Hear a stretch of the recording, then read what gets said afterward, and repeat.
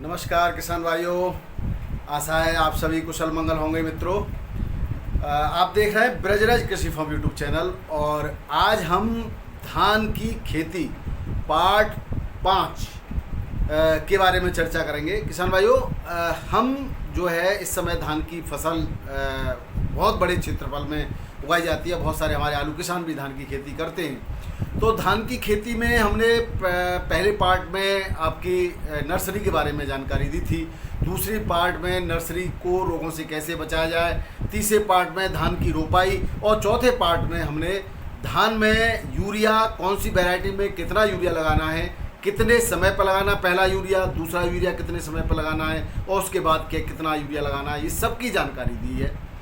तो पहला यूरिया के बारे में हम भली प्रकार यूरिया का तो संपूर्ण मैंने एक पूरा पार्ट 4 बनाया है जिसमें आपको कब कब क्या यूरिया देना है उसके बारे में मैंने बताई है।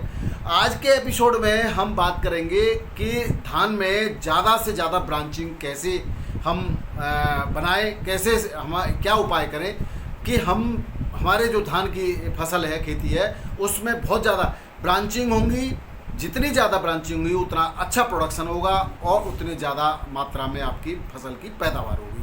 तो किसान भाइयों, कुछ समस्याएं हैं, कुछ हमारे कुछ चीज़ें हम ऐसी हैं जो भूल जाते हैं या गलतियां करते हैं। अगर उन सब गलतियों को न करें और कुछ छोटी छोटी चीज़ों पर ध्यान रखें तो निश्चित रूप से आपकी बेहतरीन उत्पादन की गारंटी है। किसान भाइयों, सबसे पहले मैं आपको बता दूं कि हमें भूमि का वैरायटी वाइज भी चुनाव करना चाहिए। तो भूमि का चुनाव हमने कर लिया। अब उन सब बातों से अब आगे हम बढ़ते हैं।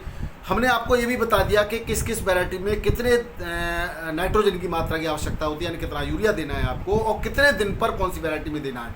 अब हम धान के 15 से 20 दिन पर, यानी कि जब भी आप यूरिया एक बार दे दिया, या यूरिया में क्या क्या मिलाएंगे जिससे बहुत ज़्यादा कल्ले फूटें, थोड़ा सा खरपतवार की भी बात करेंगे और आशा है आपको वीडियो पसंद आएगा। तो आइए शुरू करते हैं। मैं हूं आपका डॉक्टर के भारद्वाज और आप देख रहे हैं ब्रजराज कृषि फार्म यूट्यूब चैनल। किसान भाइयों, ज़्यादातर धान की फसल में खरपतवार की समस्या आती है। तो किसान भाई धान की रोपाई के तुरंत बाद खरपतवार नाशी का प्रयोग करते हैं। ज़्यादातर हम जो प्रयोग करते हैं पेंटाक्लोर दवा का प्रयोग करते हैं। ये दवा ऐसी होती है कुछ मात्रा में धान के पत्तों पर भी असर करती है, पीलापन भी आ सकता है।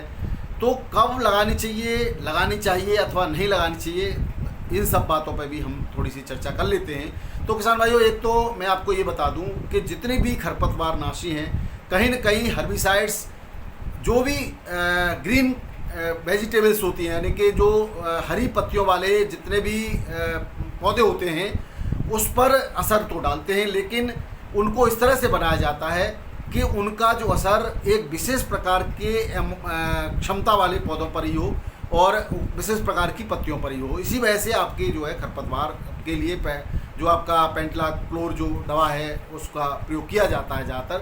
तो मैं आपको बता दूं, एक तो कभी भी किसी भी खरपतवार नाशी दवा का प्रयोग खाद और उर्वरक के साथ नहीं करना है। अगर संभव हो तो खरपतवार नाशी दवा या हर्बिसाइड्स का प्रयोग खाद उर्वरक डालने से 3 या 4 दिन पहले प्रयोग करें और 3-4 दिन के बाद उसमें आप जो भी आप उर्वरक इस्तेमाल कर रहे हैं उनका प्रयोग करें। जिससे क्या होगा कि जो भी नेगेटिव इफेक्ट आपके पौधे पर खरपतवार नाशी दवा के आएंगे, उसका जब पीलापन आता है, पौधा कमजोरी महसूस करता है, तो उसके बाद आप उर्वरकों का और प्रयोग करते हैं तो पौधा पुनः अपनी पूरी क्षमता के साथ वृद्धि करता है। किसान भाइयों, शुरुआती दौर में हम अगर अच्छे उर्वरकों का प्रयोग करने में थोड़ी सी भी चूक करते हैं तो इसका खामियाजा हमें संपूर्ण फसल पर भुगतना पड़ता है। कमज़ोर व्यक्ति पर जैसे रोगों का आक्रमण होता है, उसी प्रकार कमज़ोर फसल पर भी रोगों का आक्रमण होता है। तो खरपतवार नाशी के प्रयोग के बाद आप 3 से 4 या 72 घंटे के बाद कम से कम आप खाद उर्वरक का प्रयोग करते हैं। उसके बाद आपको फंगीसाइड का भी प्रयोग करना चाहिए। पहले भी कर सकते हैं या बाद में भी कर सकते हैं। फंगीसाइड के 24 से 48 घंटे बाद ही किसी भी अन्य खाद उर्वरक का प्रयोग करना अच्छा रहता है, सही रहता है।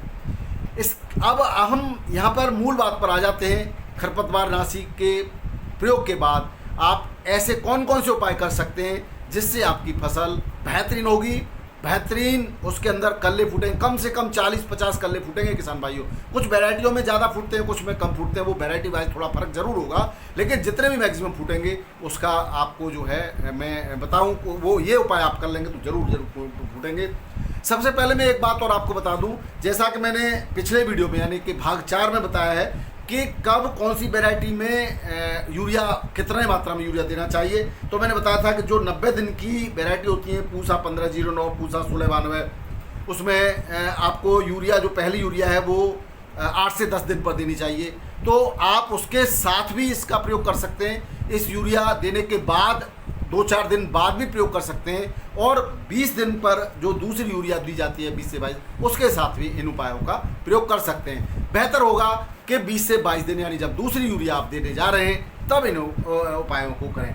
सबसे पहला उपाय है कि आप जो है सागरिका, जो इफ्को की सागरिका आती है, या फिर धनजाइम गोल्ड आता है, या फिर ये भी नहीं लेते हैं तो सरसों की खली, इन में से कोई भी आप प्रयोग में ले सकते हैं।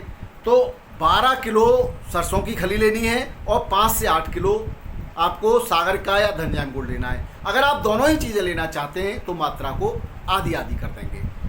आप समझ गए होंगे, दोनों चीज़ें ले सकते, सागरिका या धनजाइम में से एक लेंगे, एक आप सरसों की खली ले लेंगे।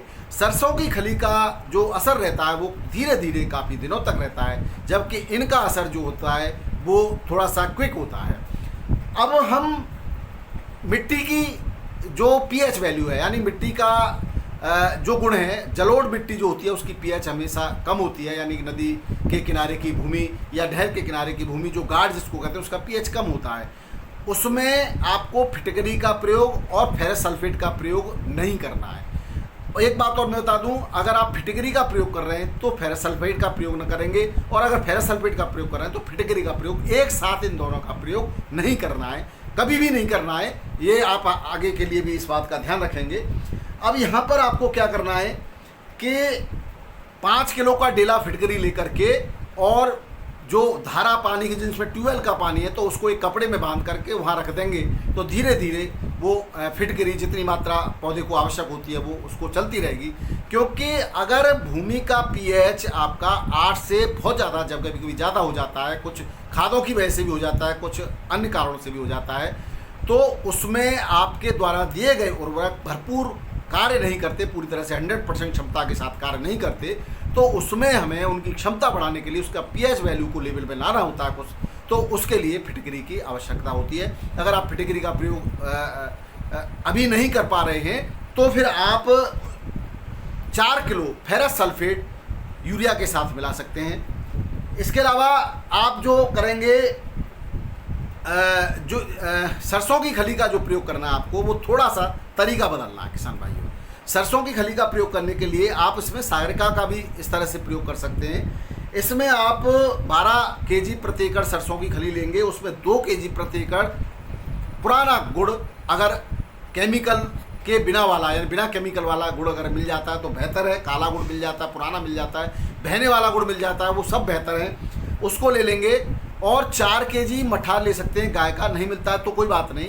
एक आप 2 केजी बेसन ले लेंगे, मिल जाए तो बेहतर है। अगर बेसन नहीं मिलता है तो आप किसी भी मल्टीग्रेन ले सकते हैं, बाजरा का आटा भी ले सकते हैं, मक्का का आटा भी ले सकते हैं, और इसको सबको मिला करके भी उनका आटा भी ले सकते हैं। और इसको 1 दिन 2 दिन पहले एक 200 केजी का ड्राम ले सकते हैं, 200 लीटर का, या उससे कम भी ले सकते हैं, उसमें पर्याप्त पानी मिला करके और रख देंगे। इसके बाद अगले 24 से 48 घंटे बाद इसको पानी के साथ घोल करके या ड्राम में डाल करके, जिस तरह से हमने पहले ही बताया, टोंटी लगा करके उसको आप 1 एकड़ का ये नुस्खा है, उसको पानी में सब इसमें बहा देंगे धान की खेती में। दूसरा जो उपाय है वो है पाटा लगाने का।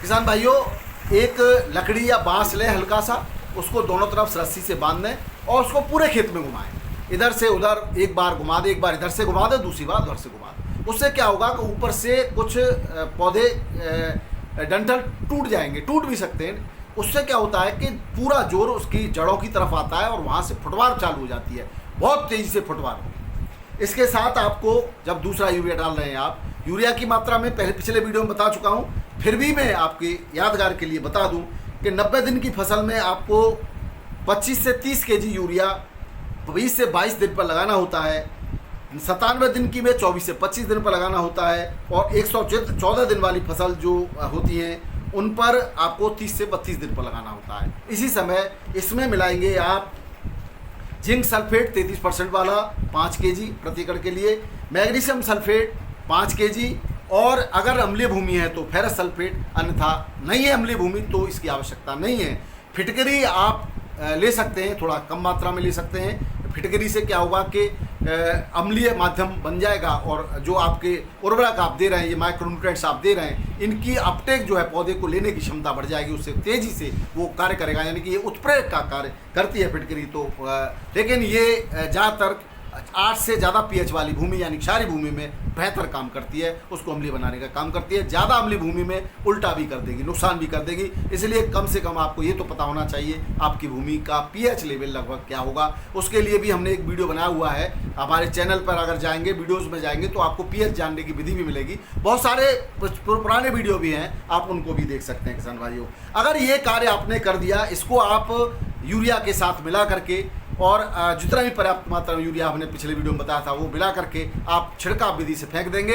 इसके बाद आपको 35-40 दिन के बाद आपको कोई भी खाद उर्वरक छिड़काव विधि से नहीं देना है। उसके बाद आपको सारे जो माइक्रोन्यूट्रिएंट्स देने हैं या जो भी NPK वगैरह जो भी देना है वो स्प्रे विधि के द्वारा दिया जाएगा, और रोगों की जानकारी से लेकर के माइक्रो और मैक्रोन्यूट्रिएंट्स की संपूर्ण जानकारी अगले वीडियो में हम आगे के एपिसोडों में देते रहेंगे। और इसके लिए आपको बस ये करना है कि चैनल को सब्सक्राइब कर लेना है, और आप सपोर्ट करते हैं, लाइक करते हैं, और अपने अनुभव भी शेयर किया करें किसान भाइयों। इसके लिए बहुत बहुत धन्यवाद। आपका दिन शुभ रहे, मंगल रहे, आप जो है खुशहाल जीवन जिए। इसी के साथ नमस्कार, आदाब, सत श्री अकाल, राधे राधे, जय जवान जय किसान।